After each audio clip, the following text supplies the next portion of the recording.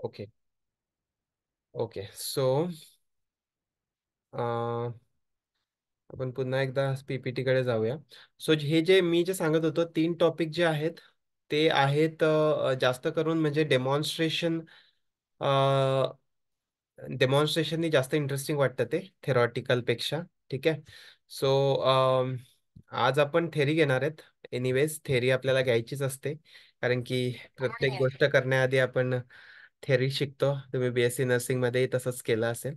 So आधी theory शिकूया आणि पीपीटी वाईज, आणि मी तुम्हाला जेवढे इंटरेस्टिंग बनवता येईल तेवढे इंटरेस्टिंग बनवतो. ठीक आहे. सो सगळ्यात पहिले नॉर्मल डिलिव्हरी हा जो टॉपिक आहे, त्याला आपण मान्यताच्या भाषेमध्ये सेफ अँड क्लीन बर्थ म्हणतो. ठीक आहे.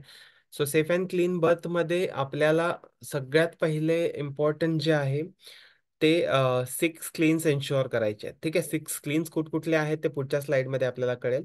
ते एक्झॅक्टली पिक्चर बघून तुम्हाला समजेल. ठीक आहे. त्यानंतर दुसरं जे आहे, ओके. सो 6 क्लीन्स बद्दलच डायरेक्टली क्वेश्चन विचारलेला आहे. कोणाला माहिती आहे का 6 क्लीन्स म्हणजे कुठकुठले क्लीन्स असतात? आदित्य हॉस्पिटल सोडून, कारण की तुमचं रिसर्टिफिकेशन आहे, तुम्हाला माहित असेलच. बाकीच्यांना कोणाला माहिती आहे का 6 क्लीन्स बद्दल? बरं, ठीक आहे. पुढे जाऊया आपण. आता पिक्चर्स बघा दिसत आहेत. 6 प्रकारचे पिक्चर दिसत आहेत. एक तर आहे क्लीन हँड. त्या दिवशी आपण बघितलं की क्लीन हँड कसे करायचे, त्याच्या 5 मुवमेंट्स पण बघितले आपण. 5 मुवमेंट्स कधी कधी करायच्या: after touching patient, before touching patient, after doing any procedure, before doing any procedure, और exposure to any body fluid. ठीक आहे. सो 5 मुवमेंट आहे. त्याच्यानंतर 6 स्टेप्स आहेत. ठीक आहे. 6 स्टेपने हँड क्लिनिंग करायचं, एअर ड्राय करायचं, म्हणजे तुम्ही एक क्लीन एन्श्योर करताय. दुसरं क्लीन कुठलं आहे? क्लीन सरफेस पाहिजे आपलं. क्लीन सरफेस मी त्या दिवशी आयपीसी प्रॅक्टिसेस मध्ये सांगितलं की तुम्हाला 0.5% हायपोक्लोराइड सोल्युशनने सरफेस प्रत्येक वेळेस क्लीन करायचं आहे. म्हणजे काय? इक्विपमेंट जे तुम्ही यूज करता प्लस लेबर टेबल. ठीक आहे. हे तुम्हाला क्लीन करायचं प्रत्येक दुसऱ्या डिलिव्हरीच्या, म्हणजे प्रत्येक 2 डिलिव्हरीच्या मध्ये. ठीक आहे. 2 प्रोसिजरच्या मध्ये, 2 डिलिव्हरीच्या मध्ये. सो हे क्लीन करायचं आहे तुम्हाला 5% हायपोक्लोराइड सोल्युशनने. ते कसं बनवायचं तेही शिकवलं मी तुम्हाला. ब्लिचिंग पावडर पासून 0.5% हायपोक्लोराइड सोल्युशन कसं बनवायचं, त्याला आपण ब्लिचिंग सोल्युशन ही म्हणू शकतो. ठीक आहे. पीव्ही एक्झामिनेशन करताना मी पेरिनियम क्लीन करायला सांगितलं होतं. ठीक आहे. स्पंज होल्डरने आपण स्वॅब पकडून वरून खालपर्यंत स्ट्रोक दिला एका बाजूला, त्याच्यानंतर दुसऱ्या बाजूला, नंतर मधून ते आपण केलं क्लीन पेरिनियम. तिसरा क्लीन क्लिअर झाला. त्यानंतर क्लीन कट. क्लीन कट म्हणजे काय? की तुमचं जे कॉर्ड कटर आहे, ठीक आहे, ते पाहिजे स्टराईल. ठीक आहे. त्याच्यानंतर तुमच्याकडे प्री वॉर्म टॉवेल पाहिजे, जे की अगेन स्टराईल असायला हवेत, ते पण क्लीन असायला हवेत. आणि क्लॅम्प पण तुमच्याकडे क्लीन असायला हवा. आजकाल जे क्लॅम्प्स येतात ते आपण डिरेक्टली पॅकेट मधलेच यूज करतो आणि 1 यूज नंतर ते फेकूनच देतो, त्यानंतर ते उघडतही नाही. ठीक आहे. सो ते पॅकेट मधलेच क्लॅम्प यूज करायचे आहेत. धागा दोरा बांधाबांधी करायची गरज नाही, म्हणजे तुम्हाला क्लीन एन्श्योर करण्यासाठी मदत होईल. ठीक आहे. एखाद्या सिच्युएशन मध्ये, जसं नंदुरबार आहे तिथे एखाद्या वेळेस क्लॅम्प अवेलेबल नसला तर तुम्ही वापरू शकता, बट कॅटगट वगैरे वापरा जे स्टराईल असतील. ठीक आहे. किंवा मग दुसरा पण तुम्ही सिंपल थ्रेड पण वापरत असाल, तो पण स्टराईल करूनच वापरायचा आहे. ठीक आहे. आता मी त्या दिवशी पण तुम्हाला अगेन स्टेजेस ऑफ लेबर सांगितलं, जे परत रिपीट होतं इथे. सो लेबरच्या स्टेजेस 4 असतात. परत एकदा मी रिपीट करतो. ट्रू लेबर पेन स्टार्ट झाल्यापासून फुल डायलेटेशन, फुल सर्वायकल डायलेटेशन पर्यंत, 10 सेंटीमीटर डायलेटेशन पर्यंत पहिली स्टेज समाप्त होते. दुसरी स्टेज सुरू होते फुल सर्वायकल डायलेटेशन पासून बेबीच्या डिलिव्हरी पर्यंत. तिसरी स्टेज सुरू होते बेबीची डिलिव्हरी झाल्यानंतर आपण प्लॅसेंटाचं एक्सपल्जन करतो तिथपर्यंत. आणि चौथी स्टेज असते 2 आवर्स, जे अंडर ऑब्झर्वेशन आपण ठेवतो की पीपीएच होत आहे का, एक्लाम्शिया होत आहे का, किंवा मग व्हायटल्स वर खाली होत आहेत का, बेबीची कंडिशन कशी आहे, काळा निळा तर पडत नाहीये, त्याच्यानंतर मदरला काही त्रास होत नाही, यासाठी 2 आवर ऑब्झर्वेशन जे ठेवतो. आम्ही तर प्लीज म्यूट ऑल. कोण बडबड करताय? Please mute your self. जेव्हा विचारायचं असेल तेव्हाच विचारा. डिस्टर्बन्स होतोय इतरांना.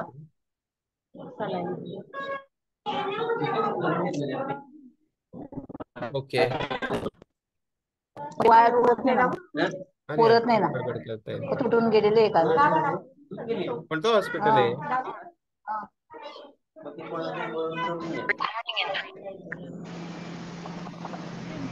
आम्ही तर प्लीज म्यूट ऑल. मला आता करता नाही येणार कारण की मी पीपीटी शेअर केलेली आहे, त्यामुळे एक मिनिट तरी पण कदाचित करता येईल. I don't know. Second and mute all. Okay. So जर जेव्हा बोलायचं असेल तेव्हाच अनम्यूट करा आणि बोला, आणि प्लीज बॅकग्राऊंडमध्ये बडबड नका करू. प्लीज लिसन. जर तुम्ही अटेंड करताय तर इकडेच फुल अटेन्शन द्या, तिकडे बडबड करत बसू नका. ओके. सो 4 स्टेज आपण बघितल्यात. 4 स्टेज नंतर आपण पहिल्या स्टेजमध्ये ज्या 2 फेज असतात त्याबद्दल जाणून घेऊया. ठीक आहे. ते ते पण मी त्या दिवशी सांगितलं होतं तुम्हाला. पहिली स्टेज असते, पहिली फेज असते ती सुप्त अवस्था असते, ती 4 सेंटीमीटरच्या आधी असते. ठीक आहे. आणि तेव्हा आपण एक्सपेक्ट करतो की दोन किंवा दोनपेक्षा कमी कॉन्ट्रॅक्शन लेस इंटेन्सिटीमध्ये, म्हणजे माइल्ड कॉन्ट्रॅक्शन येऊ शकतात त्यावेळेस. ठीक आहे. पण जेव्हा ऍक्टिव्ह फेज स्टार्ट होते, सर्वायकल डायलेटेशन 4 सेंटीमीटर पासून पुढे ऍक्टिव्ह फेज स्टार्ट होते. ठीक आहे. तेव्हा आपण 3 कॉन्ट्रॅक्शन एक्सपेक्ट करतो. आणि which should be for expulsion of fetus, बाळाच्या बाहेर येण्यासाठी जी पॉवर लागते ती 40 सेकंडपेक्षा जास्त एक कॉन्ट्रॅक्शन थांबायला पाहिजे. ठीक आहे. आणि रेट ऑफ सर्वायकल डायलेटेशन मी ऑलरेडी पार्टोग्राफमध्ये एक्सप्लेन केलं आहे की 1 आवरला 1 सेंटीमीटर झालंच पाहिजे, तेव्हाच तुमचं ते अलर्ट लाईनवर पार्टोग्राफ जाईल. ठीक आहे. So true labour pain, false labour pain पण आपण ऑलरेडी बघितलेले आहेत, त्यामुळे आपण परत रिपीट नको करायला. ठीक आहे. आता आपल्याला मेन मॅनेज जे करायचं आहे ते normal delivery, safe and clean birth म्हणजे काय, second stage of labour. First stage तर झाली, आपण फर्स्ट स्टेजमध्ये पार्टोग्राफ प्लॉट केला, 10 सेंटीमीटर डायलेट झालं. त्याच्यानंतर बेबीचं असं हेड दिसायला लागेल. बेबीचं हेड दिसायला लागेल त्यावेळेस आपल्याला करायचं काय आहे? ठीक आहे. सगळ्यात पहिले काय करायचंय, अगेन आपल्याला हँडवॉशिंग करायची आहे. तुम्हाला जेव्हा जाणवेल की बेबीचं हेड आता दिसायला लागेल किंवा 10 सेंटीमीटर डायलेटेड आहे, तेव्हा तुम्ही हँड क्लीन करून घ्यायचे सेम स्टेप्सनी. त्याच्यानंतर एअर ड्राय करायचे आणि ग्लविंग करून घ्यायची. आता जेव्हा बेबी फुल डायलेटेड आहे त्यावेळेसच बेबीचं हेड दिसो की नाही दिसो, इरिस्पेक्टिव्ह ऑफ दॅट तुम्हाला क्लिनिंग पहिले करून घ्यायची आहे. आता क्लिनिंग कशी करणार, सेम पीव्ही एक्झामिनेशन साठी जसं केलं, वरून खालपर्यंत स्ट्रोक पहिला, त्याच्यानंतर लेफ्ट साईडला वरून खालपर्यंत स्ट्रोक, नंतर मधला स्ट्रोक सेम, आणि प्रत्येक वेळेस कॉटन स्वॅब फेकून द्यायचा आहे. ठीक आहे. अ, त्याच्यानंतर टू अवॉइड पेरिनियल टिअर आपल्याला काय करायचं आहे, आपल्या सेटमध्ये पण तुम्ही बघत असाल की मी जी लिस्ट दिली आहे तुम्हाला बनवायला नॉर्मल डिलिव्हरी सेट, त्यामध्ये पेरिनियल पॅड पण दिलेला आहे. तर तुम्ही पॅड कसाही बनवू शकता, किंवा मग डिरेक्टली आता सर्जिकलमध्येही भेटून जातात पेरिनियल पॅड. ठीक आहे. सपोर्टसाठी जे पेरिनियल पॅड वापरायचा आहे तो खालच्या साईडला पकडून ठेवायचा आहे जेव्हा हेड बाहेर येतं त्यावेळेस. ठीक आहे. दुसरी गोष्ट अशी की फंडल प्रेशर नाही द्यायचा आहे आपल्याला. ठीक आहे. फंडल प्रेशर नाही द्यायचं आहे. 3 गोष्टी नाही करायच्या आहे, 2 गोष्टी नाही करायच्या आहेत, एक गोष्ट करायची आहे. ठीक आहे. पेरिनियल टिअर अवॉइड करण्यासाठी आपल्याला पॅड पकडायचा आहे, पेरिनियल पॅड. आणि प्रत्येक केसमध्ये एपिझोटॉमी द्यायची गरज नसते. ही गोष्ट म्हणजे खूप सर्रास होते, एपिझोटॉमी आपण देतो. ठीक आहे, प्रायमीमध्ये ऍटलिस्ट. सो एपिझोटॉमी प्रत्येक केसमध्ये द्यायची गरज नसते. पेरिनियल पॅड पकडून तुम्ही पेरिनियल टिअर अवॉइड करू शकता. ठीक आहे. पण असं नाही की एपिझोटॉमी प्रत्येकाला नाही द्यायची म्हणून कोणालाच नाही द्यायची, कोणाकोणाला गरज लागू शकते, बट प्रत्येक केसमध्ये नाही लागत. त्याच्यानंतर दुसरी गोष्ट तुम्हाला अवॉइड करायची आहे ती म्हणजे फंडल प्रेशर देणं. ठीक आहे. फंडल प्रेशर न देता आपण काय करायचं, जेव्हा कळेल, जेव्हा कॉन्ट्रॅक्शन येईल तेव्हा फक्त तिला प्रेशर द्यायला लावायचं. नाहीतर आयुष्यवर्धिनी हॉस्पिटल तुम्हाला ऐकू नाही येते का, की येत आहे? कोणीतरी असा इशारा केला की ऐकू नाही येते, म्हणून मी विचारतोय. ठीक आहे. सो एपिझोटॉमी तेव्हाच द्यायची आहे जेव्हा 4 kg वरती बाळ आहे. त्याच्यानंतर जी सेकंड स्टेज आहे ती प्रोलॉंग लेबर जे आपण ऐकलं, प्रोलॉंग जर असेल तर द्यायचं आहे. त्याच्यानंतर माल प्रेझेंटेशन असेल तर द्यायचं. ठीक आहे. अदरवाईज प्रत्येकाला द्यायची गरज नसते. आता आपल्याला काय करायचं आहे, हे सगळं खूप जास्त तुम्ही थेरी थेरी वाचून खूप कन्फ्यूज होऊन जाल, त्यामुळे मी तुम्हाला एकदम सिंपल शब्दात सांगतो. सगळ्यात पहिले काय करायचं, बेबीचं हेड जसं बाहेर दिसायला लागतंय तसं तुम्ही पेरिनियल सपोर्ट द्यायचा, क्लिनिंग करून घ्यायची पहिले, पेरिनियल सपोर्ट द्यायचा आणि बेबीचं हेड बाहेर यायला लागेल जेव्हा तिला कॉन्ट्रॅक्शन येईल त्यावेळेस जास्त प्रेशर द्यायचा पेरिनियल पॅडला आणि फक्त बेबीच्या म्हणजे वरचा जो भाग असतो हेडचा त्यावर टॅप करायचं असं, ठीक आहे, थोडं खाली ढकलायचं, त्याला त्याला आपण फ्लेक्शन ऑफ हेड म्हणतो, ठीक आहे. हेडचं फ्लेक्शन मेंटेन करायचं असतं, त्याच्यानी ते जे हेड यायला आहे ते टिअर न जाता हेल्प होईल, ठीक आहे, कॉन्ट्रॅक्शन सोबत. त्याच्यानंतर जेव्हा बेबीचं हेड बाहेर येतं स्पॉन्टेनियसली, त्यावेळेस आपण काय करायचं असतं, आपण फक्त 2 ते 3 सेकंड वेट करायचा, त्याच्यानंतर ते हेड जे आहे ते आपोआप असं थोडं रोटेट होतं. आता जे OB-GYN अटेंड करतायत गायनेकोलॉजिस्ट त्यांना माहिती असेल हे, त्यांनी खूप साऱ्या डिलिव्हरी केल्या असेल आणि विथ टेक्निकल नॉलेज केले असेल, त्यामुळे त्यांना माहिती आहे की ते हेड आपोआप रोटेट होतं एका साईडला कुठेतरी, ठीक आहे, आयदर लेफ्टला होईल किंवा राईटला होईल. ते झाल्यानंतर आपण काय करायचं, ते 2-3 सेकंड वेट वेट करायचं आणि मग आपण काय करायचं की जो आतला पार्ट आहे, आतमध्ये जो पार्ट राहिलाय त्याच्यामध्ये असा बेबी आडवा झाल्यानंतर पहिला वरचा जो शोल्डर आहे तो पकडायचा आहे, त्याला आपण अँटीरियर शोल्डर म्हणतो.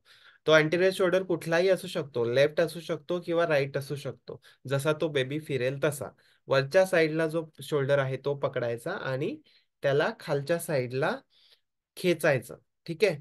आता इथे पण आपण कॉन्ट्रॅक्शनची वाट बघाल तरी चालेल, नाहीतर कॉन्ट्रॅक्शन नसेल आणि तुम्ही खेचलं तरीही चालेल, कारण की इथे टीयर जाण्याची शक्यता कमी आहे आणि हा जो पार्ट राहिलेला आहे तो छोटा पार्ट असतो बेबीचा.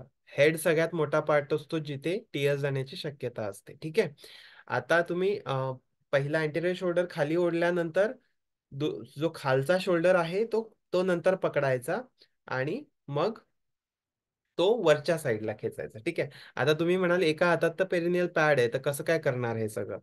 तर एका हातात तुम्ही पेरिनियल पॅड जो आहे तो फक्त आणि फक्त हेडची डिलिव्हरी करताना पकडायचा आहे, जसं मी म्हटलं की त्या पार्टने टीयर जाऊ शकतो, त्यामुळे अदरवाईज ते पकडायची गरज नाही, किंवा तुम्हाला पकडावंसं वाटलं तर तुम्ही पकडू शकता, बट देन तुम्ही दुसऱ्या कोणाला तरी पकडायला सांगा आणि तुम्ही दोन्ही हाताने एक जो डॉमिनंट पर्सन आहे तो डिलिव्हरी कंडक्ट करेल, ठीक आहे. आता ही झाली नॉर्मल डिलिव्हरीची प्रोसेस. नॉर्मल डिलिव्हरीच्या वेळेस जर कॉर्ड अराउंड नेक असेल तर ती कॉर्ड पकडून आपल्याला डिलिव्हरी करायची आहे. जनरली आपण जेव्हा सोनोग्राफीमध्ये कॉर्ड बघतो तेव्हा तिला मोस्टली सीझरसाठीच घेण्याचा ट्राय करतो, बट जर तुम्हाला तेव्हा ते दिसलं तर, किंवा मग नंतरही ती कॉर्ड येऊ शकते, सो त्यावेळेसही तुम्हाला ती पकडून ते इन्शुअर करायचं की कॉर्ड तर नाहीये, ठीक आहे. नाहीतर तुम्ही म्हणाल की सरांनी सांगितलं टॅप करायचं आणि फक्त शोल्डर पकडायचं आहे, कॉर्ड बीड काय बघायची नाही, तर ते नाही, ठीक आहे. सो याच्यामध्ये की पॉइंट्स लक्षात ठेवायचे आहेत, 6 स्क्रीन्स लक्षात ठेवायचे, 4 स्टेजेस ऑफ लेबर लक्षात ठेवायचं आणि एपिझोटॉमी कोणाकोणाला द्यायचे ते लक्षात ठेवायचं आणि टेक्निक ज्या मी आत्ता सांगितल्या त्या तुम्हाला फॉलो करायच्या आहेत. पेरिनियल क्लिनिंग, त्याच्यानंतर flexion of head, perineal pad पकडायचा आहे, त्याच्यानंतर anterior shoulder delivery, posterior shoulder delivery आणि बेबीला बाहेर काढल्यानंतर प्रीवॉर्म टॉवेल एक घेऊन यायचा आणि त्याच्यावर ठेवून मदरच्या ॲब्डॉमेनवरच डिलिव्हर करायचं. बाकी ट्रे बे मध्ये घ्यायची गरज नसते, ठीक आहे. आता हे तुम्हाला अगेन ENBC जो दुसरा स्टँडर्ड आहे त्याच्यामध्येही दिलेलं आहे, ठीक आहे. आता तुम्ही लक्ष मान्यताचे जे बुक मी तुम्हाला ऑलरेडी शेअर केलेलं आहे ते कुठे तुम्हाला मिळेल ही इन्फॉर्मेशन नॉर्मल डिलिव्हरीची, तर 111 पेजवर मिळेल आणि खूप सारे अनेक्शर आहेत त्याच्यामध्ये.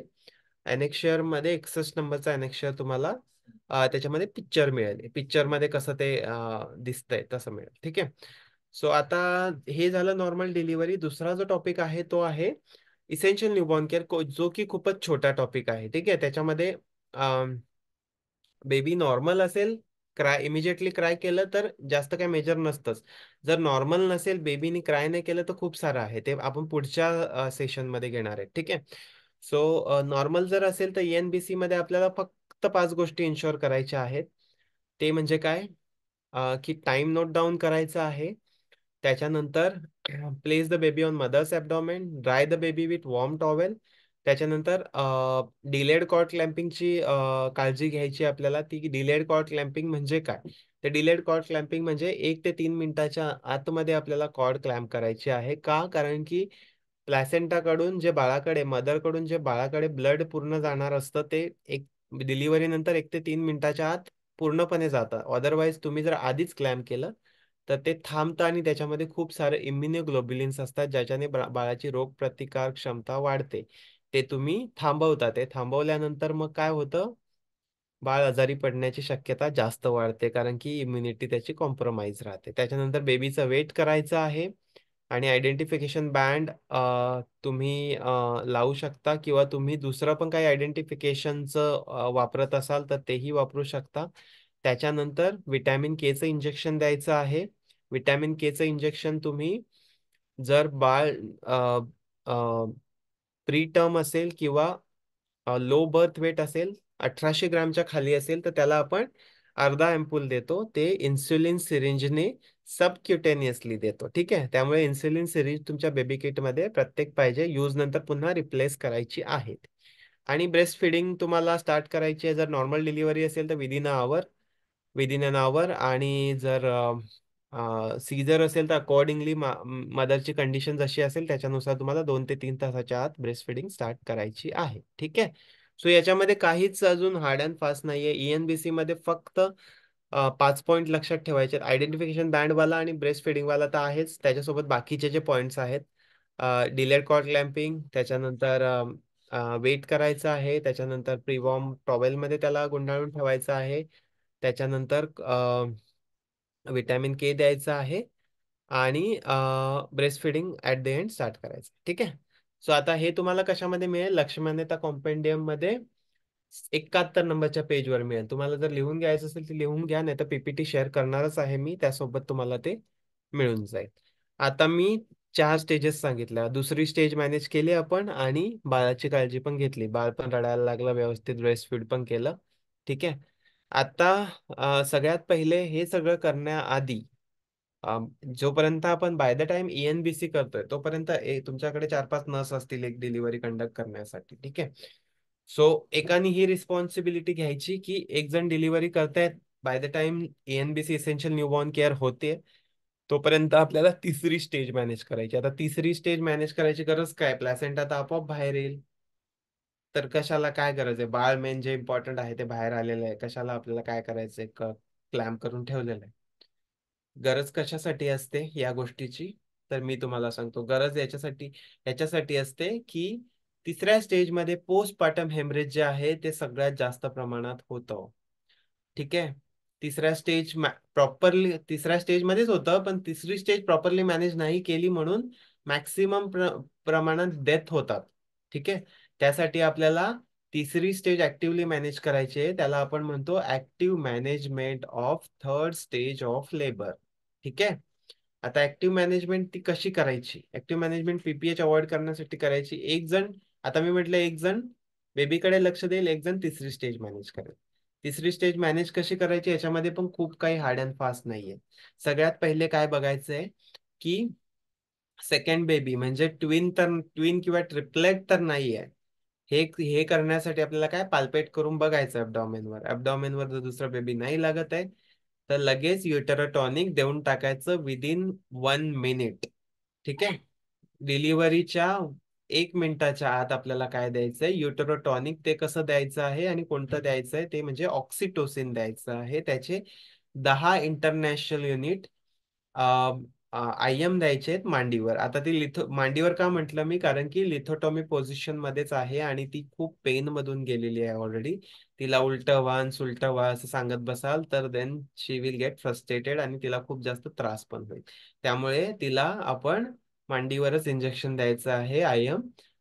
मांडीच्या थोडं साईडनी, इथे या पिक्चर मध्ये थोडं एकदम वरती दाखवलंय, तसंही देऊ शकता तुम्ही, पण मांडीच्या थोडं साईडनी मास जो आहे ग्लुटियल रिजन थोडंसं भेटतं तुम्हाला, तो तिथे तुम्ही देऊ शकता. ठीक आहे. त्यानंतर तुम्हाला काय करायचं आहे? ती म्हणजे कॉर्डला ट्रॅक्शन द्यायचं, ज्याला आपण म्हणतो कंट्रोल कॉर्ड ट्रॅक्शन. ठीक आहे. कंट्रोल कॉर्ड ट्रॅक्शन कसं द्यायचं आहे? तर जसं मी डिलिव्हरीच्या वेळेस म्हटलं की कॉन्ट्रॅक्शन जेव्हा येतं कॉन्ट्रॅक्शन जेव्हा येतं त्यावेळेस आपल्याला पुश करायला सांगायचंय. इथे पण सेम आहे की कॉन्ट्रॅक्शन जेव्हा येतं, कळ जेव्हा येते तेव्हाच आपल्याला कॉर्ड खेचायची आहे. अदरवाईज खेच खेच खेच खेच नाही करायची आहे इतर वेळेस. ठीक आहे. सो तुम्ही जर खेच खेच खेच कराल तर पीस राहून जाईल, पीपीएच होईल. पीपीएच व्हायची शक्यता होऊ शकते. ठीक आहे, पीपीएच होईलच असं नाही म्हणणार मी. तर जेव्हा कॉन्ट्रॅक्शन येतं तेव्हा प्लॅसेंटा सेपरेट होत असतो. असं असं असं आकुंचन पावत असतं ते, हे तुमचं जे युटरस असतं ते सेपरेट करत असतं. त्यावेळेस तुम्ही खेचाल तर ते पटकन सेपरेट होतं. ठीक आहे. आणि त्यासोबत आपल्याला प्लॅसेंटल सायन्स ऑफ सेपरेशन पण सेपरेशन सायन्स पण दिसतात. सेपरेशनचे सायन्स काय असतात की कॉर्ड थोडीशी खाली येते अजून, आणि थोडंसं ब्लिडिंग सुरू होते, थोडीशी ब्लिडिंग, जास्त नाही, थोडंसं ब्लड येतं. त्यावेळेस समजून जायचं की प्लॅसेंटा सेपरेट होतोय, तेव्हाच तुम्ही खेचायचा. ठीक आहे. आणि जेव्हा तुम्ही कॉर्ड खेचत असता त्यावेळेस तुम्हाला कळतं की तुमचा प्लॅसेंटा सेपरेट झालाय आणि तो एकदम वजायनाच्या एकदम तोंडाजवळ आलाय. तेव्हा तो तोंडाजवळ तुम्हाला दिसतो ज्यावेळेस, त्यावेळेस कॉर्ड सोडून द्यायची, दोन्ही हात घ्यायचे आणि दोन्ही हाताने पकडायचं ते, आणि रोटेट रोटेट रोटेट रोटेट करून तो काढायचा. आता रोटेट करून का काढायचा? कारण की कुठलाही पीस शिल्लक नाही राहू दे आतमध्ये म्हणून. ठीक आहे. आणि शेवटी युटरसला मसाज देत राहायचंय. ठीक आहे. सो युटरसला मसाज करायचं. युटरसला मसाज केल्यानंतर कॉन्ट्रॅक्शन जे आहेत ते यायला मदत होईल आणि तिचं युटरस हार्ड होईल आणि पीपीएच व्हायचे चान्सेस कमी होतील. आता इथे दिलेलं आहे की अप्रॉक्सिमेटली अंदाजे 66% of cases can be prevented. Cases of PPH can be prevented if MTSL is done in all cases of after delivery. So तुम्ही 66%ने पीपीएचच्या केसेस कमी करू शकता ह्या पद्धतीने जर तुम्ही एमटीएसएल परफॉर्म केलं. ठीक आहे. सो तुम्हाला कधीपर्यंत वेट करायचं आहे तुमचं जे प्लॅसेंटाची डिलिव्हरीसाठी? सो प्लॅसेंटा जो आहे तो 15 ते 30 मिनिटाच्या आत डिलिव्हर झाला पाहिजे आफ्टर डिलिव्हरी. अर्ध्या तासाच्या वरती जात आहे तर मग तुम्हाला वेट न करता मॅन्युअली तो रिमूव्ह करायचा आहे. बट देन इथे तुम्हाला ओबीजीवानची मदत लागेल, सिस्टर हे नाही करू शकत. ठीक आहे. सो ओबीजीवानला बोलवायचं, तुमच्या गायनेकोलॉजिस्टला, ऑब्स्टेटिशियनला, आणि ते तुम्ही असिस्ट करू शकता त्यांना. ठीक आहे. सो बेबीसाठी जे पण काही दिलेलं आहे ते हे आहे. त्यानंतर तुम्ही प्लॅसेंटा डिलिव्हर केल्यानंतर प्लॅसेंटाची एक्झामिनेशन पण करायची आहे. प्लॅसेंटाची एक्झामिनेशन मध्ये काय काय बघायचं आहे? पहिला तर कोरियन्स व्यवस्थित आहेत. त्याच्यामध्ये दोन साईड असतात, एक असतं फिटल साईड, एक असतं मॅटर्नल साईड. ठीक आहे.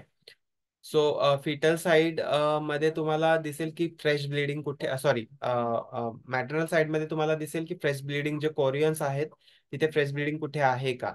त्याच्यानंतर फिटल साईडला तुम्हाला जे त्याचं प्रपोर्शन आहे, याचं कॉर्डचं, ते बरोबर सेंटरला आहे की नाही, त्याची साईज कशी आहे, त्याच्या वेन्स वगैरे कशा आहेत, हे सगळं तुम्हाला याच्यामध्ये काही अबनॉर्मल दिसलं अदर दॅन, म्हणजे तुम्ही खूप खूप प्लॅसेंटा बघत असाल तर प्लॅसेंटा एखादा वेगळा दिसला तर ते नोट डाऊन करून ठेवायचं आहे, किंवा मग तुमच्या ओबीजीवायनला अलर्ट करायचं की इथे इथे असा प्रॉब्लेम आहे. कारण की प्लॅसेंटा तुम्हाला परत बघायला नाही मिळणार येल्लो डब्यामध्ये टाकल्यानंतर.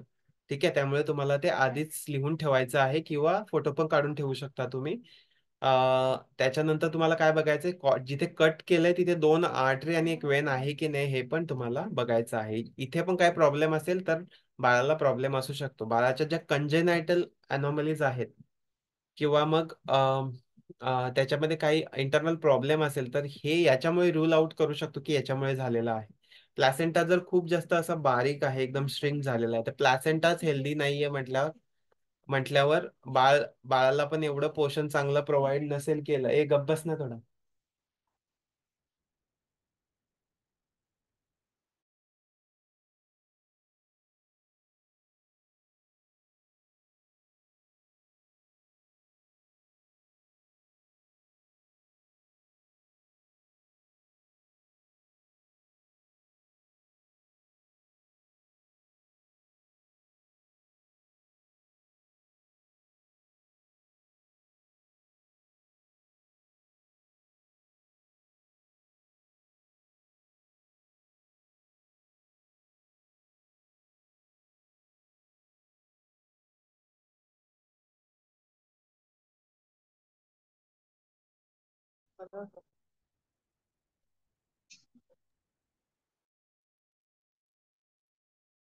ओके, सॉरी, अनम्यूटच होत नव्हतं. ओके. सो सो हे होतं AMTSL बद्दल. ठीक आहे. सो AMTSL नंतर आपण आता कोणाला काय विचारायचं का इथे, कोणाला काय डाऊट विचारायचा आहे पुढच्या सेशन मध्ये जाण्याआधी? आपल्याला 3 टॉपिक आपण कव्हर केले. 3 टॉपिक बद्दल काही विचारायचं आहे कोणाला? काही एक्स्ट्रा इन्फॉर्मेशन किंवा एखादी क्वेरी किंवा काय जे काय असेल ते कोणाला काही विचारायचं आहे? सो आपण मग पुढच्या याच्याकडे जाऊया. ठीक आहे.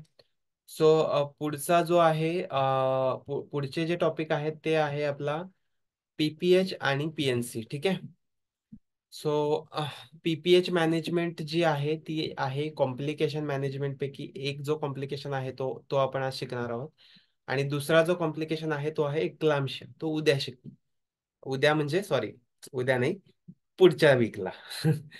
परवा आपण पुन्हा एकदा रिव्हिजन घेणार आहोत त्याची. आणि परवा मॅडम आपल्याला तिकडनं डेमॉन्स्ट्रेशन दाखवतील. ठीक आहे. सो आपण प्रिव्हियस ह्याच्यामध्ये शिकलो की हे जे care of small size baby आहे ना, तो दुसऱ्या सेशन मध्ये पण कवर्ड आहे. त्यामुळे मी ते तेव्हा शिकवेल. ठीक आहे. ह्याच्यामध्ये न घेता आपण पुढच्या ते त्याच्यामध्ये क्लब केलेले. ठीक आहे. सो आजचे जे टॉपिक आहेत ते आहेत पोस्टपार्टम केअर आणि पोस्टपार्टम हेमरेज आणि postpartum care and family plan. ठीक आहे. सो मी तुम्हाला जी लिस्ट दिली होती त्याच्यामध्ये एक PPH किट म्हणून होतं. ठीक आहे. कोणी कोणी बनवलं ते PPH kit? Normal delivery set, PPH kit, baby tray, खूप सारे ट्रेज बनवायला सांगितले होते. कोणी कोणी बनवायचा ट्राय केला? आय नो परफेक्ट झाले नसतील, बट ट्राय तर करायला हवं. तुम्ही केलंय का? तुम्ही केले नसाल तर प्रिपेअर करून घ्या, कारण की प्रिपेअर्डनेसचा जो एक पॉइंट आहे तो त्याच्यासाठीच पूर्ण आहे. ठीक आहे. सो इथे केस सिनारिओ असा दिलेला आहे की XYZ नावाची लेडी आली 8 वाजता माझ्याकडे. आणि तिला वॉर्डमध्ये शिफ्ट केलं. सॉरी, बेबी डिलिव्हर केला तिने 8 वाजता. आणि तिला वॉर्डमध्ये शिफ्ट केलं. तर जेव्हा मी बघायला गेलो परत डिलिव्हरी झाल्यानंतर, तर तिला हेवी ब्लिडिंग दिसली. मला आता हेवी ब्लिडिंग दिसली तर मी काय करेल आणि काय होत आहे? So what is the diagnosis? तर हे आहे पोस्टपार्टम हेमरेज. आता पोस्टपार्टम हेमरेज तुम्ही म्हणाल की सर असंही ब्लिडिंग होतं नॉर्मलीही. ठीक आहे. तर मग पोस्टपार्टम हेमरेज कसं काय म्हणता तुम्ही याला? तर पोस्टपार्टम हेमरेज आयडेंटिफिकेशन कसं करायचं? नॉर्मली ही ब्लिडिंग होतं, नॉर्मली ब्लिडिंग होतं. सो नॉर्मल ब्लिडिंग जी होते त्याला आपण PPH नाही म्हणत. पण PPH आपण कशाला म्हणतो? तर 500 ml पेक्षा जास्त ब्लिडिंग जेव्हा होते तेव्हा त्याला आपण PPH म्हणतो. आता तुम्ही म्हणाल सर 500 ml कसं काउंट करणार? ते आपण तर 500 ml ची बॉटल आणतो, ठीक आहे, थम्सअपची बॉटल. पण असं कसं ब्लड समजणार 500 ml म्हणजे किती? सो 500 ml ते कसं एस्टिमेट लावायचं त्याचं ते पण मी तुम्हाला सांगतो. त्याचं एस्टिमेट असं लावायचं असतं की जनरली एक किडनी ट्रे जो असतो तो 500 ml चा असतो. किडनी ट्रे मध्ये आता तुम्ही कलेक्ट करत बसणार नाही ब्लड, पण किडनी ट्रे मध्ये किती ब्लड किंवा फ्लुइड बसू शकतं हे तुम्हाला अंदाज असतो एवढ्या वर्षाच्या तुमच्या क्लिनिकल प्रॅक्टिसमध्ये. सो तेवढं ब्लड, त्याच्यापेक्षा जास्त ब्लड लॉस होतोय तर त्याला आपण PPH म्हणतो. प्लस जर तुमचा पॅड जो आहे, जो पेरिनियल पॅड आहे, त्याला ज्याची तुम्ही पॅकिंग देता, तो पॅड तुमचा प्रत्येक 5 मिनिटाला पूर्णपणे भिजतोय बोलल्यावर, ते पण PPH लक्षण आहे. ठीक आहे. PPH आहे म्हणजे ती हेवी ब्लिडिंग आहे म्हणून ते 5 मिनिटाला पूर्ण सोक होत. ठीक आहे. तिसरं तुम्ही असं ओळखू शकता की ब्लिडिंग जी आहे ती पूर्ण बेडवर रेड रेड झालेलं आहे ब्लिडिंग, तर ते 1000 ml पर्यंत ब्लड लॉस असू शकतं. आणि जर बेडच्या खाली पडलंय ते 1500 ते 2000 ml पर्यंत म्हणजे 2 लिटर पर्यंत ब्लड लॉस असू शकतं. आता शरीरात टोटल ब्लड असतं 5 लिटर, 4 ते 5 लिटर. त्याच्यापैकी 1000 लिटर, सॉरी 1000 ml किंवा 1 लिटर किंवा 1500 ml किंवा 2000 ml, 2 litre, 1.5 litre, 2 litre blood गेलं तर पेशंट शॉक मध्ये जाऊ शकते. आणि शॉक मध्ये गेल्यामुळे तिला PPH, PPH तर झालंय, PPH मध्ये तिची डेथ ही होऊ शकते. ठीक आहे. शॉक मध्ये गेल्यानंतर, शॉक म्हणजे काय की बॉडीतलं फूड हायपोव्हॉल्युमिया होऊन जातो पूर्ण आणि ऑर्गन फेल्युअर होऊन ब्लड तिची डेथ होऊ शकते. त्यामुळे पीपीएच्या डेट अवॉइड करण्यासाठी आपल्याला काय करायचं हेच आज आपल्याला शिकायचं. सगळ्यात पहिले तर आयडेंटिफिकेशन आलं पाहिजे. ठीक आहे, आता इथे सगळं दिलेलं आहे बघा, 500 पेक्षा जास्त. त्याच्यानंतर एक पॅड सोप होतो 5 मिनिट, विदिन 5 मिनिटामध्ये किंवा 5 मिनिटाच्या कमी कालावधीमध्ये. ठीक आहे. सो हे झालं तुम्हाला ओळखायचं. एस्टिमेटचा जो पिक्चर आहे तोही दिलेला आहे याच्यात, तो शेवटी दिलेला आहे, तो पण आपण बघून घेऊ. पण आपण सगळ्यात पहिले कॉजेस बघून घेऊ. सो कॉजेस जे आहेत ते काय काय कॉजेस असतात, याच्यामध्ये 4 प्रकारचे कॉजेस असतात. प्रायमरी जे इमिजिएट पीपीएच होतो ते प्रायमरी पीपीएच म्हणजे 24 तासाच्या आत जो पीपीएच होतो डिलिव्हरी नंतरचे 24 तास. आता तुम्ही म्हणाल सर तुम्ही तर म्हटले 2च तास ऑब्झर्वेशन ठेवायचंय. तर 2च तास ऑब्झर्वेशन याच्यासाठी ठेवायचं आहे कारण की 2 तासामध्ये जास्त प्रमाणात होऊ शकतं 80% केसेसमध्ये. आणि वॉर्डमध्ये शिफ्ट केल्यानंतर 20% केसेसमध्ये होतं, बट ते खूप रेअर असतं. ठीक आहे, म्हणजे 20%च असतात. सो तुम्हाला 2 आवर एकदम स्ट्रिक्ट ऑब्झर्व करायचं. त्यानंतर तुम्ही 2 तासांनी राऊंड 3 तासांनी राऊंड घेतला तरी चालतो 24 तासात. जे उरलेले 22 तास असतात त्याच्यासाठी. सो जे 4 कॉजेस आहेत ते आहेत, सगळ्यात पहिला इम्पॉर्टंट कॉजेस अटोनिक पीपीएच. अटोनिक म्हणजे काय की युटरसला टोनच येत नाही, युटरस कॉन्ट्रॅक्टच होत नाही, म्हणून पीपीएच होऊ शकतो आफ्टर डिलिव्हरी. ते 80 ते 90% केसेसमध्ये होतं. टियर अँड ट्रोमा म्हणजे एखादा कट जाऊ शकतो किंवा एखाद्या युटरसच्या वॉलला धक्का लागून तिथे ब्लिडिंग स्टार्ट होऊ शकते. तिसरं रिझन आहे टिश्यू, म्हणजे आतमध्ये काहीतरी पीस राहतो प्लॅसेंटाचा. तुम्ही जर प्रॉपरली एमटीएसएल केलं तर ते पीस राहणार नाही, पण अदरवाईज कधी प्रॉपरली करूनही राहू शकतो. सो टिश्यू राहिला तेव्हा पण ब्लिडर्स ओपन राहतात. ब्लिडर्स म्हणजे ते कट जो आहे तो ओपन राहतो आणि त्याच्यातून ब्लिडिंग होत राहते. त्याच्यामुळे टिश्यूमुळेही होऊ शकतं. आणि चौथं जे आहे रिझन ते आहे थ्रम्बोएम्बोलिक. हे आहे हे जन्मापासून असतं. ब्लिडिंग टाइम क्लॉटिंग टाइमचा प्रॉब्लेम असतो लेडीला. ते तुम्हाला आधीच माहिती असेल तर तुम्हाला आधीच प्रिपेअर्ड राहायचं त्या गोष्टीसाठी. या केसमध्ये जास्तीत जास्त प्रमाणात ब्लडच चढवावं लागतं. आणि प्लेटलेट ज्या आहेत त्याही बाहेरून द्यायला लागू शकतात. सेकंडरी डिलेट पीपीएच मध्ये एवढं लक्ष म्हणजे एवढं आपल्याला हे करायची गरज नाही एम्फसाइज इथे, कारण की आपल्याला जे इमिजिएट मॅनेज करायचं आहे ते हे 4 कॉजेस आहेत. पण ते आपण फक्त एक जाणून घेऊया की 24 ते 42 दिवसांपर्यंत काय काय कशाने पीपीएच होऊ शकतं. इन्फेक्शनने होऊ शकतं किंवा मग रिटेन प्लॅसेंटल फ्रॅगमेंटने पण होऊ शकतं. पण ह्या केसमध्ये तुम्हाला फक्त माहिती पाहिजे की ब्लिडिंग सुरू झालंय तर हे पीपीएच आहे. आणि तुम्हाला अम, त्याच्यामध्ये जे युटेरोटॉनिक वगैरे यूज करायचे आहेत ते आपण प्रायमरी कॉजेसमध्ये जे यूज करतो तेच यूज करायचे आहेत जेव्हा तुमचे डॉक्टर्स अवेलेबल नसतील. अदरवाईज डॉक्टर बघून घेतील ते. ठीक आहे, सेकंडरीमध्ये. सो आता याच्यामध्ये काय करायचं, सगळ्यात पहिले आपल्याला मॅनेज काय करायचंय, शॉक मॅनेज करायचे. शॉक मॅनेज करण्यासाठी आपल्याला काय करायचंय, फ्लूइड मॅनेजमेंट. ठीक आहे, फ्लूइड मॅनेजमेंट सगळ्यात पहिले इम्पॉर्टंट आहे आपल्याला. सो सगळ्यात पहिले तर आपल्याला हे माहिती पाहिजे की शॉक काय आहे. शॉक नक्की होतोय कसा, शॉक मध्ये गेली पेशंट असं कधी म्हणू शकतो आपण. तर त्याचे हे सिमटम्स आहेत. टॅकिकार्डिया होईल. ठीक आहे. पल्स रेट जो आहे पल्स रेट जो आहे तो मोर दॅन 110 पर मिनिट जाईल. टॅकेपनिया होईल. टॅकेपनिया म्हणजे काय, रेस्पिरेटरी रेट जो आहे तो वाढेल. का वाढेल, कारण की ती ऑक्सिजन लेवल जो आहे तो कमी झाल्यामुळे तिला जास्त श्वास घ्यावासा वाटेल. सो ते 16 ते 20 नॉर्मली असतं, पण 20 पेक्षा जास्त रेस्पिरेटरी रेट असेल तर त्याला आपण टॅकेपनिया म्हणतो. टॅकिकार्डिया म्हणजे पल्स रेट वाढेल आणि ब्लड प्रेशर जे आहे ते खाली जाईल 90 पेक्षा. डायसिस्टोलिक जे आहे ते 90 पेक्षा खाली जाईल. आणि कोल्ड क्लॅमी स्किन असेल, हायपोथर्मिया असेल, आणि सेन्सोरियम जे आहे ती थोडी अशी सेमी कॉन्शियस स्टेजमध्ये किंवा पूर्णपणे ड्राउझी किंवा मग एकदम चक्कर म्हणजे अशी एकदमच अनकॉन्शियस झालीये असंही तिला काहीच समजत नाहीये असं होऊ शकतं. तर हे सगळे शॉकचे सिमटम्स आहेत. सो इनिशियल मॅनेजमेंट काय करायचे, तुम्हाला शाउट फॉर हेल्प करायचं. त्यानंतर व्हायटल्स घ्यायचे आहेत, 2 IV लाईन सिक्युअर करायचे आहेत. त्याच्यामध्ये शॉक मॅनेज करण्यासाठी फ्लूड टाकायचं आहे. सगळ्यात पहिले 1 लिटरची एक RL फास्ट लावून द्यायची 40 ते 60 ड्रॉप पर मिनिटने. आणि दुसऱ्या याच्यामध्ये दुसरी RL लावायची, ज्याच्यामध्ये 20 इंटरनॅशनल युनिट युटेरोटॉनिक ऑक्सिटोसिन टाकायचं आहे. ठीक आहे. सो 1 लिटरची पहिली लावायची फ्लूइड मॅनेजमेंटसाठी. दुसऱ्यामध्ये तुम्ही दुसऱ्यामध्ये तुम्ही 20 इंटरनॅशनल युनिट 1000 ml मध्ये म्हणजे 1 लिटर मध्ये टाकायचं आहे. 40 to 60 ड्रॉप पर मिनिटने ते लावायचं आहे आणि पहिली वाली फास्ट लावायची आहे. ठीक आहे. सो याच्यामध्ये एक गोष्ट लक्षात घ्यायची, जर तुम्ही ऑक्सिटोसिन 1 मिनिटाच्या आत द्यायचं जे आहे MTSLच्या वेळेस ते नसेल दिलं, किंवा 1 मिनिटाच्या आतच ब्लिडिंग सुरू झाली आणि तुम्हाला द्यायला चान्स नाही मिळाला, तर ते पहिले द्यायचं. इफ नॉट ऑलरेडी गिवन तरच द्यायचं.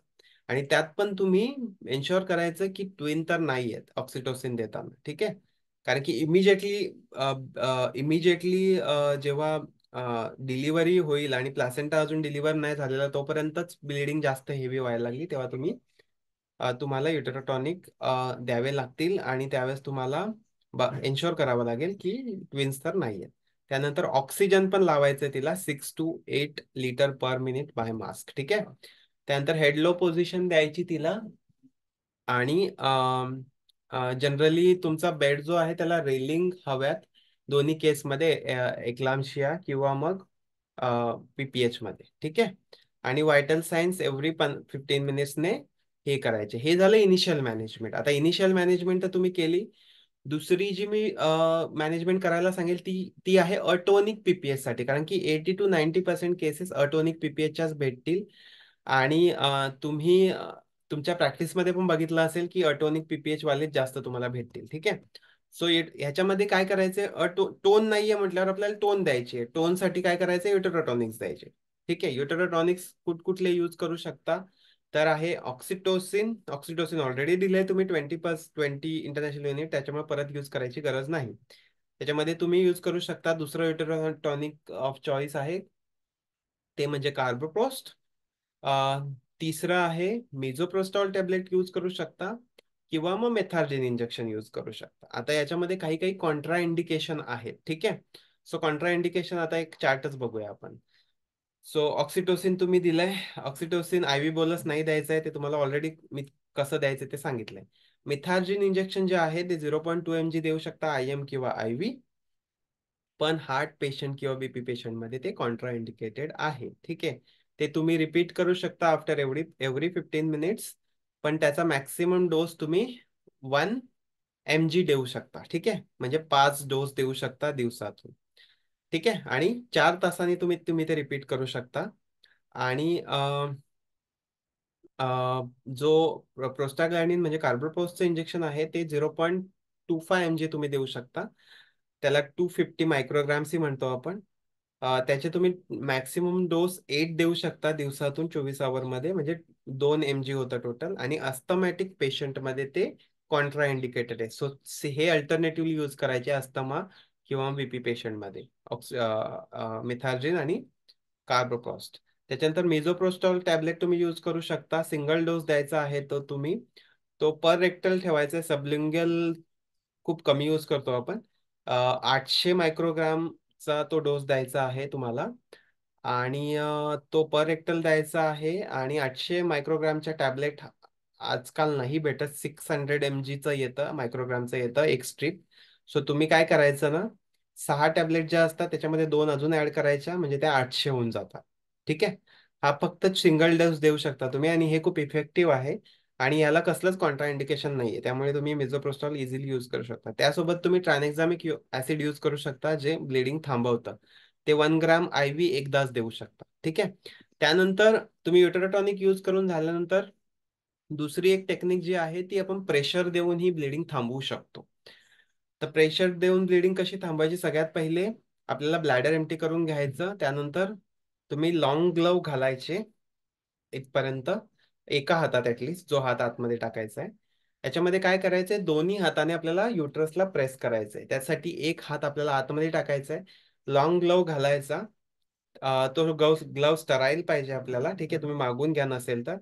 हात कोन शेप करायचा आणि वजायनल कॅव्हिटीमध्ये तो टाकायचा.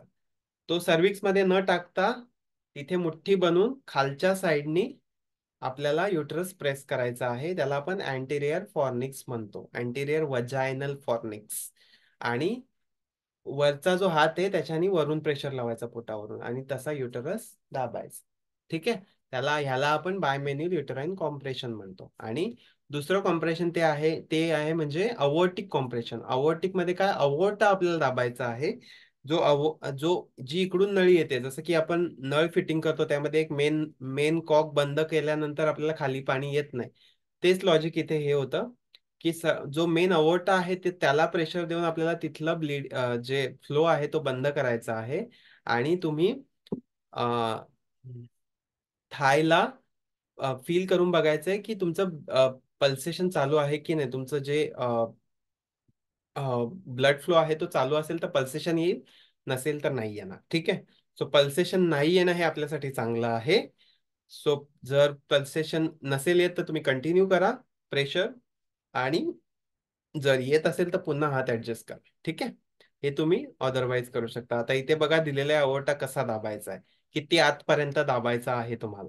ठीक आहे. त्यानंतर तिसरा मेथड आहे ते म्हणजे बलून टेम्पोनेड आपण करू शकतो. तुम्ही आता किटमध्ये बघत असाल की सरांनी कॉन्डोम का ठेवायला सांगितलं, तर ते आपण कॉन्डोम टेम्पोनेड बनवतो. ते कसं बनवतो, तर आपण फॉलिस कॅथेटरला वरच्या साईडला कॉन्डोम लावतो. आता आपल्याला गुरुवारच्या सेशनमध्ये मॅडम ते पूर्णपणे दाखवतील कसं बनवायचं ते. त्याच्यामध्ये तुम्हाला ऑलरेडी खूप क्लॅरिटी येईल. सो ते वरती बांधून घ्यायचं, आतमध्ये टाकायचं, आणि त्याच्यामध्ये आपण 500 लिटर नाही, 500 ml पाणी भरायचं आहे. अर्धा लिटर पर्यंत आपण पाणी भरू शकतो. आणि तेच आतमध्ये जाऊन टेम्पोनेड इफेक्ट क्रिएट करतं. जसं बेबी असताना आतमध्ये, तसं युटरसच्या वॉलला जाऊन चिपकतं आणि सगळे ब्लीडर स्टॉप करतं. एवढंच लॉजिक आहे. टेम्पोनेड इफेक्ट क्रिएट करायचा, आणि ते तुम्ही 24 तासापर्यंत ठेवू शकता, किंवा तुम्हाला वाटेल तर तुम्ही आधीही काढू शकता, पण ते थोडं थोडं थोडं पाणी रिमूव्ह करूनच काढायचं आहे. आणि टाकताना तुम्ही एकदम टाकू शकता पाणी, पण काढताना थोडं थोडं थोडं रिमूव्ह करायचं पाणी, आणि बघायचं ब्लिडिंगचा फ्लो कसा काय आहे. ठीक आहे. सो कॉन्डोम टेम्पोनेटचा आपण बघूया त्यावेळेस. त्याच्यानंतर कॉज स्पेसिफिक मध्ये काय करायचं आहे, आता अटोनिक पीपीएच मधलं कॉज स्पेसिफिक सांगितलं मी तुम्हाला, युटेरोटोनिक द्यायचे आहे. तर टीआर आणि ट्रोमा मध्ये काय करायचंय, तुम्ही सगळे पार्ट बघून घ्यायचे कुठे हे आहे, आणि ते टीयर जो आहे तो शिवून घ्यायचा आहे बेसिकली. ठीक आहे. आणि जिथे ट्रॉमा आहे तिथे पॅकिंग किती वेळ, जितका वेळ देऊ शकता तितका वेळ पॅकिंग द्यायची आहे. ठीक आहे. त्यानंतर रिटेन प्लॅसेंटामध्ये आपण अगेन एमआरपी हे करतो, मॅन्युअल रिमूव्हल ऑफ प्लॅसेंटा, पण ते अगेन नर्सेसनी नाही परफॉर्म करायचं आहे. ते परफॉर्म करायचं आहे ओबीजीवायनने, एक्सपर्ट याच्यामध्ये. आता हे जे किट दिलेलं आहे पीपीएचचं, ते ऑलरेडी मी तुम्हाला शेअर केलेलं आहे. परत एकदा ही पीपीटी शेअर करेल मी, तुम्ही त्याच्यात पण बघून घ्या आणि पीपीएचचं किट बनवून ठेवा. ठीक आहे. आपण फर्दर डिस्कशन पीपीएचचं रिव्हिजन सेशन मध्ये करूया. ठीक आहे. आता आपण बघूया पोस्ट नॅटल केअर. खूप छोटा टॉपिक आहे हा. ठीक आहे. पोस्ट नेटल केअर मध्ये आपल्याला काय बघायचं आहे, सगळ्यात पहिला जो आहे ती एक्झामिनेशन आपली. ठीक आहे. मदरची आणि बेबीची. मदरमध्ये व्हायटल्स बघायचे आहेत, कंजंक्टिव्हा बघायचा आहे, ब्रेस्ट बघायची आहे, कंडिशन ऑफ निपल बघायची आहे, अबडॉमिनल एक्झामिनेशन करायची आहे, वल्वा अँड पेरिनियल, जर एपिझोटॉमी असेल तर त्याचा वुंड बघायचा आहे. त्याच्यानंतर अमाऊंट ऑफ ब्लिडिंग बघायचं आहे, लोकिया आहे का ते बघायचं आहे, ब्लॅडर अँड बॉवेल बघायचं आहे. त्याच्यानंतर इमोशनल स्टेटस तिचा कसा आहे हे बघायचं आहे. ठीक आहे. सो बेसिकली तुम्हाला ज्या एक्झामिनेशन करायचे आहेत, जे राऊंड करायचे आहेत, ते कसं करायचं आहे, पहिल्या 2 आवरमध्ये चौथ्या स्टेजमध्ये 15-15 मिनिटांनी बघायचं आहे लेडीला आणि बेबीला. आणि नंतर तुमचं जसं रेग्युलर रेजिम असेल, 2 तासांनी 3 तासांनी तुम्ही वॉर्डला व्हिजिट करत असाल, तसं तुम्ही करू शकता नर्सेस. ठीक आहे. डॉक्टर व्हिजिट तर एकदाच होईल, पण नर्सेसचे जे राऊंड असतात ते तुम्ही 2 तासांनी 3 तासांनी जसं तुमचा रेजिम असेल तसं करू शकता. पण पहिल्या जे 2 तास आहेत ते 15-15 मिनिटांनी असेसमेंट करायची आहे सगळं. ठीक आहे. सो आता मी इमोशनल स्टेटस का का विचारायला सांगितलं, कारण की most of the ladies postpartum depression मध्ये जातात.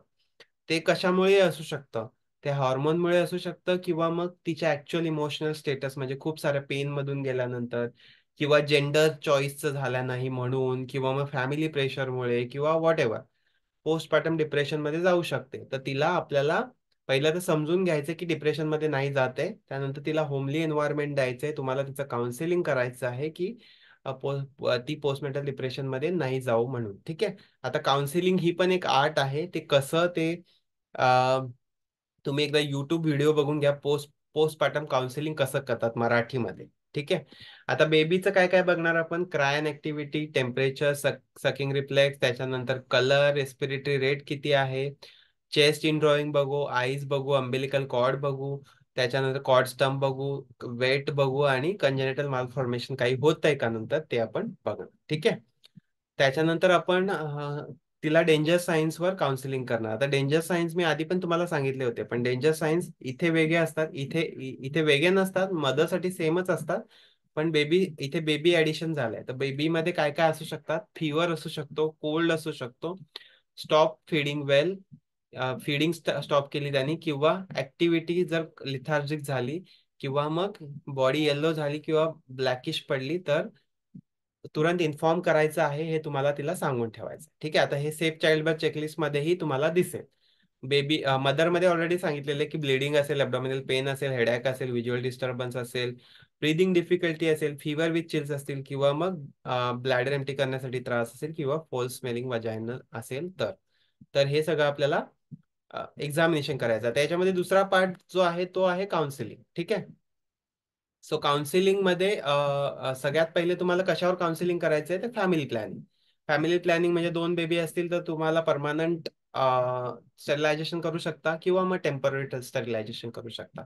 आता सगळ्यात पहिले इथे दिलेलं आहे की लॅक्टेशनल अमेनोरिया बद्दल. लॅक्टेशनल अमेनोरिया म्हणजे काय, की स्तनपान करत असताना आपला जो ओवम आहे तो तयार होत नाही, अंडा तयार होत नाही 6 महिन्यापर्यंत एक्सक्लुझिव्ह ब्रेस्ट फिडिंग केल्यानंतर. तर इथे तुम्ही एक्सक्लुझिव्ह ब्रेस्ट फिडिंग करण्यासाठी हे तुम्ही मोटिवेट करू शकता, बट हा फायनल उपाय नाही आहे. ठीक आहे. कारण की ती काय बघेल की चल एक्सक्लुझिव्ह ब्रेस्ट फिडिंग केली की 6 महिन्यापर्यंत प्रेग्नंट होणार नाही, सो मला कॉपर्टी बसवायची गरज नाही, कॉन्डोम वापरण्याची गरज नाही, वगैरे वगैरे वगैरे.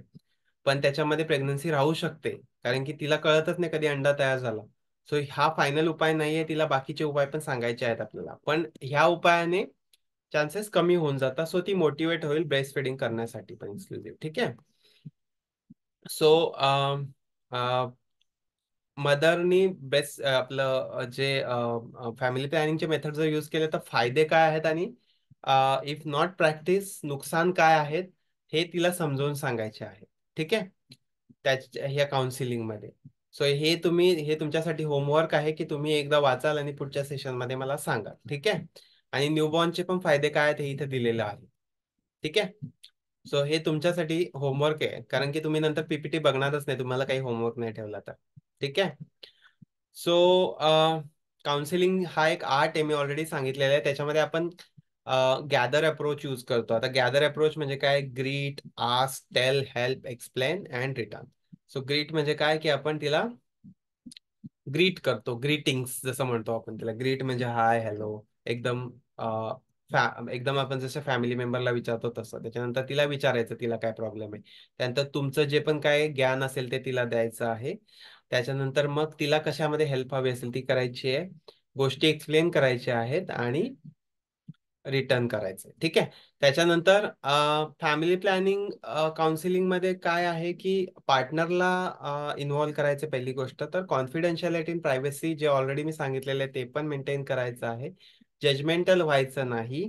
तुमची लँग्वेज एकदम त्यांच्या लँग्वेजशी मॅच झाली पाहिजे, त्यांच्या लेवलला येऊन बोलायचं. ठीक आहे. सिम्पल लँग्वेज यूज करायची. त्याच्यानंतर जर शक्य झालं तर तुम्ही ऑडिओ व्हिडिओ व्हिज्युअल जे आहेत ते तुम्ही यूज करू शकता, त्याच्याने त्यांना जास्त समजतं. त्याच्यानंतर जी की इन्फॉर्मेशन आहे, जे तुम्हाला वाटतं की जो एम्फसाइज करायला पॉईंट, तो पुन्हा पॉईंट एम्फसाइज करा, परत एकदा सांगा, आणि हे सगळं करायचं आहे. ठीक आहे. मेनला पण इन्व्हॉल्व करायचं आणि त्यांनाच जास्त मोटिवेट करायचं, कारण की ते डिसिजन मेकर असतात. ठीक आहे. आता एफपी मेथड काय काय आहे ते इथे दिलेले आहेत. फॅमिली प्लॅनिंग कॉन्डोम आहे टेम्पररीसाठी, डिले करण्यासाठी कॉन्डोम आहे, ओसी पिल्स आहेत, आयुसीडी आहे, एसी पिल्स आहेत. स्पेसिंगसाठी कॉन्डोम आहे, आयुसीडी आहे, ओसी पिल्स आहे, किंवा मग लॅक्टेशनल अमेनरी आहे. आणि पूर्णपणे थांबवण्यासाठी फिमेल स्टरिलायझेशन, मेल स्टरिलायझेशन, किंवा मग परमानंट आयुसीडी पण येते. ठीक आहे. सो हे आहे. यासोबत 2 काउन्सिलिंग ह्या करायच्या आहेत तुम्हाला. ते म्हणजे डाएटवर, हायजीनवर आणि वॅक्सिनेशनवर. ठीक आहे. आता वॅक्सिनेशनचं जे शेड्यूल अपडेट होत राहतं गव्हर्नमेंटकडून, त्याच्यानुसार तुम्हाला सांगायचं, तुमच्याकडे जर वॅक्सिनेशन होत असेल तर तुमच्याकडे बोलवायचं आहे, पण तुमच्याकडे नसेल होत तरीही कुठे जायचंय, कुठकुठल्या व्हिजिटला कुठकुठल्या महिन्याला द्यावं लागतं कुठकुठल्या वॅक्सिन, जे अपडेटेड शेड्यूल असेल त्याच्यानुसार ते त्यांना सांगायचं आहे. त्यासोबत तुम्हाला हायजीन आणि सॅनिटेशन कसं मेंटेन करायचं ते सांगायचं आहे. त्याच्यासोबत तुम्हाला डाएटवर पण काउन्सिलिंग करायचं आहे. आणि शक्य झालं तर पोस्टपार्टम मध्ये ज्या एक्सरसाइजेस आहेत त्या तुमच्याकडे चार्ट असतील तर ते पण तिला दाखवायचे आहेत, किंवा तुम्हाला माहिती असतील तर ते पण दाखवायचे, ते पण सांगायचं. ठीक आहे. So that's it for today. आणि तसं बघायला गेलं तर पीपीएच हा खूप कॉम्प्लिकेटेड टॉपिक आहे याच्यामध्ये. ठीक आहे. पण तो आपण कव्हर केलेला आहे. कोणाला काही विचारायचं आहे का? कोणाला काही विचारायचं आहे युटेरोटॉनिक्स बद्दल, पीपीएच बद्दल, कॉम्परेशन बद्दल, किंवा मग नॉर्मल डिलिव्हरी बद्दल असेल, किंवा एमटीएसएल बद्दल असेल, किंवा पोस्टपार्टम केअर बद्दल पण असेल. कोणाला काही विचारायचं असेल तर विचारू शकता. मी हा व्हिडिओ पण अपलोड करेल आणि तुम्हाला लिंक शेअर करेल. कोणाला काही जनरल क्वेरी पण विचारायची असेल प्रिपरेशन बद्दल, आधीच्या सेशन्स बद्दल पण, ते पण तुम्ही विचारू शकता. आणि तुम्हाला असं एकदम खूप सारे ते 15 लोक असताना विचारायला लाज वाटत असेल तर तुम्ही मला पर्सनली कॉलही करू शकता, किंवा मग ग्रुपवर तुमची क्वेरी पुट करू शकता. मी नेक्स्ट टाइम ट्राय करेल ती सॉल्व्ह करायचा नेक्स्ट सेशन मध्ये. सगळे खूप शांत आहेत म्हटल्यावर मी एकतर हॅपी व्हायला पाहिजे की तुम्हाला सगळं कळलंय, एक तर सॅड व्हायला पाहिजे की तुम्हाला काहीच कळलेलं नाहीये. ओके, सो ठीक आहे. आज काय I think no queries, so Jyotsna ma'am over to you. म्हणजे आज काय काय हे टॉपिक झाले जरा रिपीट करा. ओके, सो आजचे टॉपिक आपण कव्हर केलं. आज पहिला कव्हर केलं is normal delivery safe and clean birth. दुसरा टॉपिक कव्हर केला तो म्हणजे इसेन्शियल न्यूबॉर्न केअर. तिसरा टॉपिक कव्हर केला तो म्हणजे प्लॅसेंटाची delivery, AMTSL, active management of third stage of labour. चौथा टॉपिक जो कव्हर केला तो आहे पोस्टपार्टम हेमरेज. आणि पाचवा जो टॉपिक कव्हर केला तो म्हणजे पोस्टपार्टम केअर. ठीक आहे. सो हे जे टॉपिक्स होते ते ऍक्च्युली खूप इम्पॉर्टंट आहेत. म्हणजे हा तुम्ही एक्झॅक्टली. एक म्हणतात ना हार्ट, मान्यताचा जो हार्ट आहे ना तो आज आपण कव्हर केलेला आहे. त्यामुळे हे टॉपिक्स खूप इम्पॉर्टंट आहेत. तर तुम्ही प्लीज हे व्हिडिओ परत एकदा वॉच करा आणि देन क्वेरीज असतील तर प्लीज विचारत जा. ठीक आहे. सो जे रिसर्टिफिकेशन वाले हॉस्पिटल आहेत ते प्लीज प्रिपेअर्ड राहा, कारण की तुमचं डेट कधीही येऊ शकते असेसमेंटची. त्यामुळे तुम्ही प्लीज प्रिपेअर्ड राहा, जसं मी सांगतोय तसं. आणि होपफुली त्यांनी आदि कुलकर्णी हॉस्पिटल आणि आदित्य हॉस्पिटलने ऑलरेडी पण अटेंड केलेलं आहे आणि त्यांचं प्रिपरेशन मी ऑलरेडी बघितलेलं आहे. सो मला एवढी चिंता नाही त्यांची, but still I am telling you की तुम्ही असा विचार कराल की सेशन चालू आहे सो एक्झाम येणार नाही, पण एक्झाम तुमची डेट कधीही येऊ शकते. ठीक आहे. So be prepared for that. ठीक आहे. तो thank you so much everyone. Jyotsna ma'am, over to you. हॉस्पिटलचं आहे. Hospital hello. हा तर आपण आता मोस्टली 60 to 70% टॉपिक कव्हर केलंय आतापर्यंत. सेशन 1 and 2 घेतलाय, त्याची आपण रिव्हिजन घेतली आहे. आज आपण 3 and 4 केलंय. त्याचा आपण हॅलो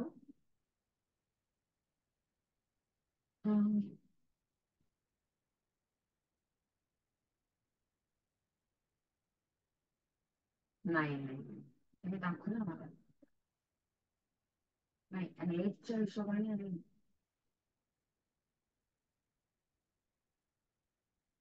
नाही.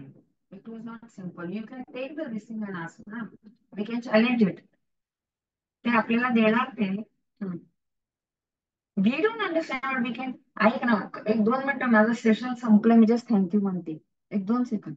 तर आता आपण मेजर हे कव्हर केलेलं आहे 1 and 2 आणि 3 and 4. तर हे 3 and 4 जसं मंजित सर म्हणतात ते आपलं मॅटर्नल मॉर्टॅलिटी रेट आपल्या कमी करण्याच्या हिशोबाने आहे. बाल आणि माता मृत्यू हे आपल्याला कंट्रोल करण्यासाठी आहे. त्यामुळे यांनी हे सगळ्यांचे अभ्यास तुम्ही करा आणि जे नाही आलेले त्यांना तुम्ही तुमच्या उरलेल्या स्टाफला सांगा. Okay.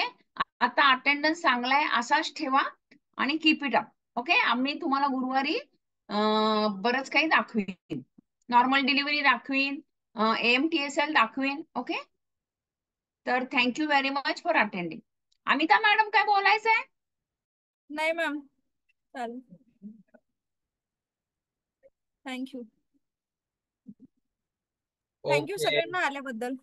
Thank you everyone. I am ending the meeting here. Sir आजचं जे काही कंटेंट असेल ते म्हणजे व्हॉट्सअपवर टाकलं तर मी सर्क्युलेट पण करेन मग हो, पर्टिक्युलर चालेल याच्यामध्ये, चालेल, ग्रुप ठीक आहे. सोडून बाकी पण सगळ्यांना. हो, चालेल चालेल, ठीक आहे, मी कंटेंट पाठवतो. Okay. Thank you. Bye bye.